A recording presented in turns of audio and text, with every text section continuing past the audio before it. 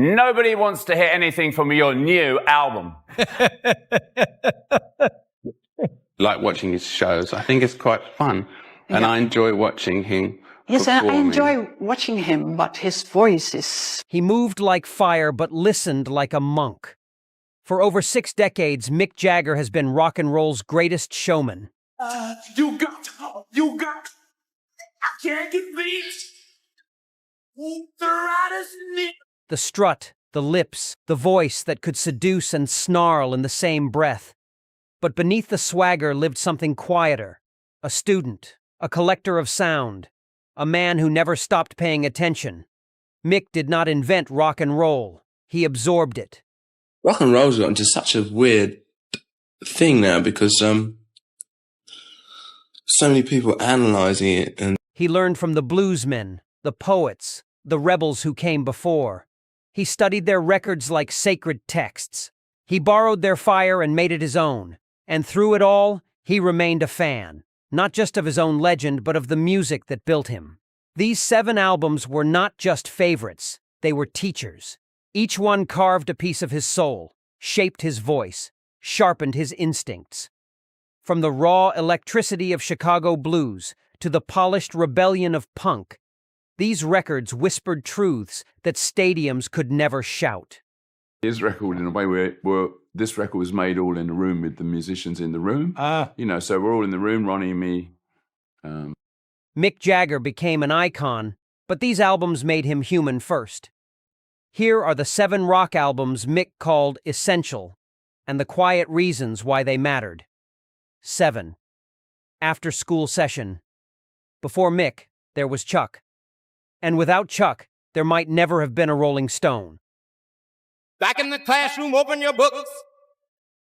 Gee, but the teacher don't know how mean she look. Released in 1957, After School Session was not just an album. It was a blueprint. Chuck Berry did something no one else had done. He made the guitar tell stories. He turned 3 chords into poetry. He sang about cars and girls and teenage rebellion, but underneath, he was documenting a generation waking up. Mick heard it, and everything changed. He was just a kid in Dartford, dreaming small. Then Chuck Berry's voice came through the radio like lightning.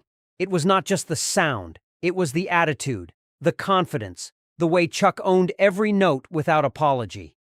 Mick once said, "Chuck taught me that rock and roll was not about being perfect." I like his voice. It's a funny voice, you know, it's Yeah. like a voice that's never been one of the great tenors of... It was about being present. That lesson never left him. Tracks like School Days and Too Much Monkey Business were not polished. They were alive. The guitar riffs cut sharp and clean. The lyrics moved fast, packed with detail and wit. Chuck did not waste a single word. He wrote like a man who knew time was short and stories were long. Mick absorbed that economy, that sharpness, that refusal to bore anyone, ever. Berry was a showman too. He did the duck walk. He grinned at danger. He made performance look like freedom. Mick watched and learned, not to copy, but to understand. Rock and roll was not just sound. It was a movement. It was a theater. And Chuck Berry was the first actor on a stage that would never go dark. 6. Electric Mud. This one was sacred, not because it was perfect, because it was dangerous. I can see by the way you baby talk. Released in 1968, Electric Mud was a risk. Muddy Waters, the king of Chicago blues, went electric in ways that shocked purists. He added fuzz, feedback, and psychedelic edges. Some hated it. Mick loved it. He called it the blues refusing to die quietly. Different approach, different feeling of entertainment. You know, it's a different kind of entertainment than the kind of pop singers that... The Rolling Stones took their name from a Muddy Waters song. That alone tells you everything. Muddy was the foundation, the bedrock. Without him, there is no British blues invasion. No Stones, no Led Zeppelin, no Cream, just silence where thunder should be. Mick knew that debt and never forgot it. Electric Mud was controversial because it was not nostalgic. Muddy did not try to preserve the past. He dragged it into the present, kicking and screaming. The guitars were loud and distorted. The rhythms were hypnotic and heavy. It sounded like the blues had been set on fire. And for Mick, who had just released Beggar's Banquet, that fearlessness mattered. Muddy was in his 50s, still taking risks, still evolving. Tracks like I Just Want to Make Love to You and Manish Boy had been around for years. But here, they felt reborn. Rougher, rawer. Electric Mud proved that tradition did not mean stagnation. It meant survival. Mick understood that you could honor the past without living in it. You could respect the blues and still make it scream. 5. Revolver. They were not enemies, they were mirrors. When Revolver dropped in 1966, Can laugh about, I feel good in a special way. the Beatles were no longer just a pop band. They had become architects of sound. And Mick, competitive to his core, paid attention. He did not resent their genius. He respected it. Who are the greatest, the Stones or the Beatles? I don't care. No? I think it's an irrelevant question. Yeah. And respect, for Mick, always meant one thing: raise your game. Revolver was a turning point. The Beatles stopped chasing the crowd and started chasing the impossible. Eleanor Rigby had no guitars.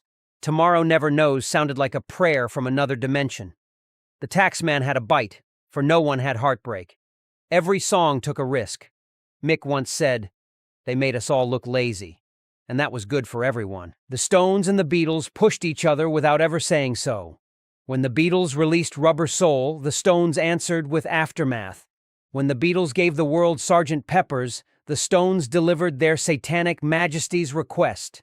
And when Revolver proved that rock could be art, the Stones sharpened their edge, not to copy, but to compete. What Mick admired most was the fearlessness. The Beatles were the biggest band in the world, and they still experimented, they still reached. Revolver was proof that success did not mean safety. It meant freedom to fail. And for Mick, that was the greatest lesson. Do not give the audience what they expect. Give them what they did not know they needed. 4. Live at the Apollo. This was the sermon. Released in 1963, Live at the Apollo was not just a concert recording. It was a religious experience captured on vinyl.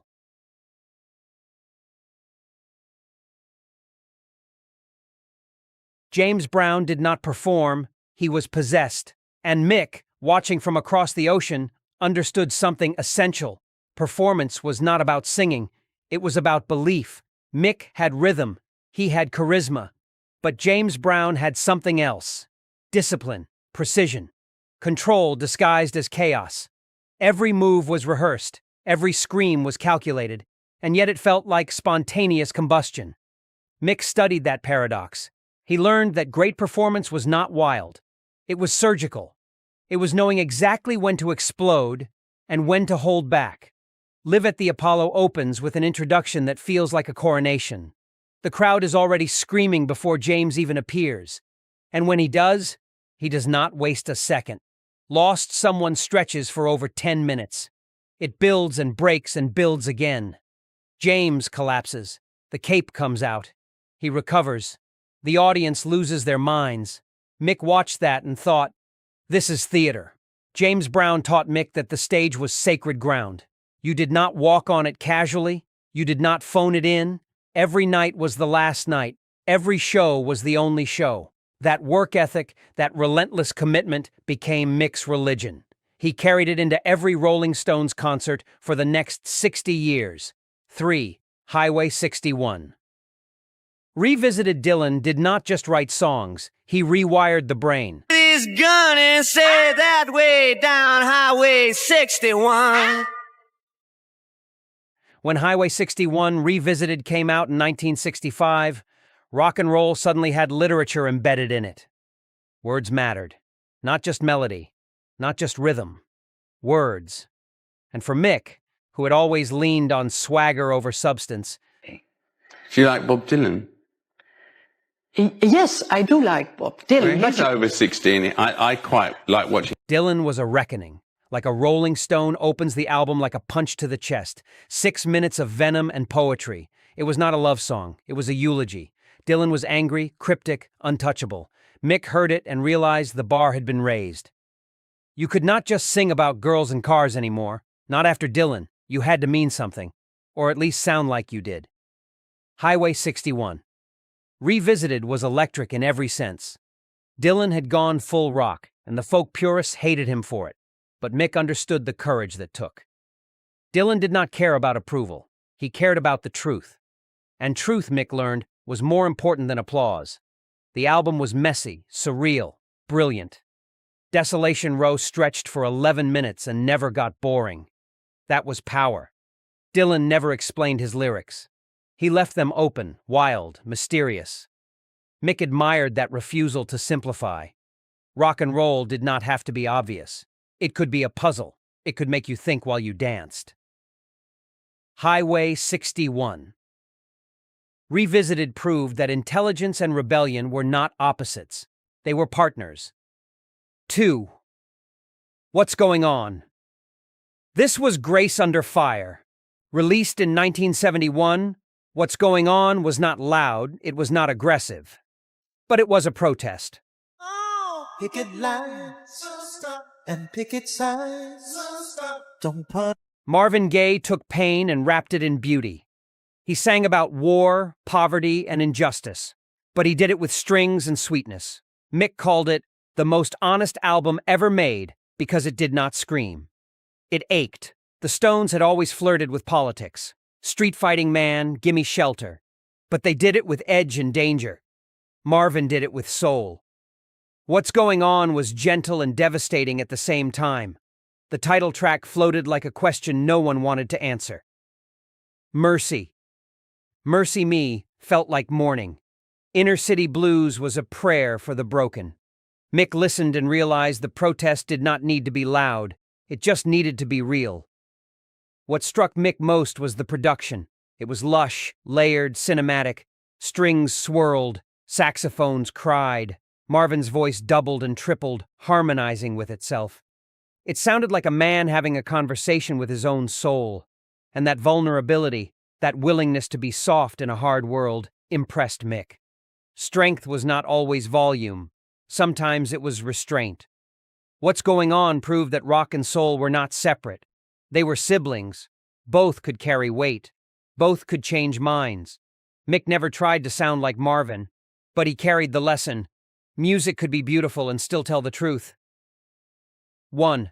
London Calling Full Circle. Released in 1979, London Calling was the sound of a new generation refusing to bow. Punk had arrived, angry and raw, and the Clash, sharper than the rest, built something that honored the past while kicking down its doors. Mick, now in his mid-30s, could have resented them. Instead, he celebrated them. London Calling was not just punk. It was everything. Reggae, rockabilly, ska, soul, all smashed together with fury and intelligence. The title track opened like a warning siren. The guitars were jagged. Joe Strummer's voice was a shout from the streets. But underneath the chaos was structure, discipline. The Clash were not just angry, they were thoughtful. And Mick respected that. What impressed Mick most was their ambition. The Clash did not want to be the biggest band. They wanted to be the most important band. They sang about unemployment, racism, war, and identity. They did not preach. They documented. The Train in Vain was heartbroken. Clamp Down was resistance. The album felt alive, urgent, necessary. Mick had spent decades making people move. The Clash made people think while they moved. London Calling reminded Mick why he started, not for fame, for freedom. The Clash proved that rock and roll was not dead. It had just changed shape. And for Mick, who had been called a relic by some, this album was proof that influence was not a one-way street. The student had become the teacher, and the teacher was still learning. Mick Jagger never stopped being a fan. Behind the legend was a listener. These 7 albums were not just music. They were mirrors. They showed him where he came from and where he could go. Greatness is not born. It is borrowed, bent, and made into something new. If this resonated with you, subscribe for more stories hidden between the lines of music history.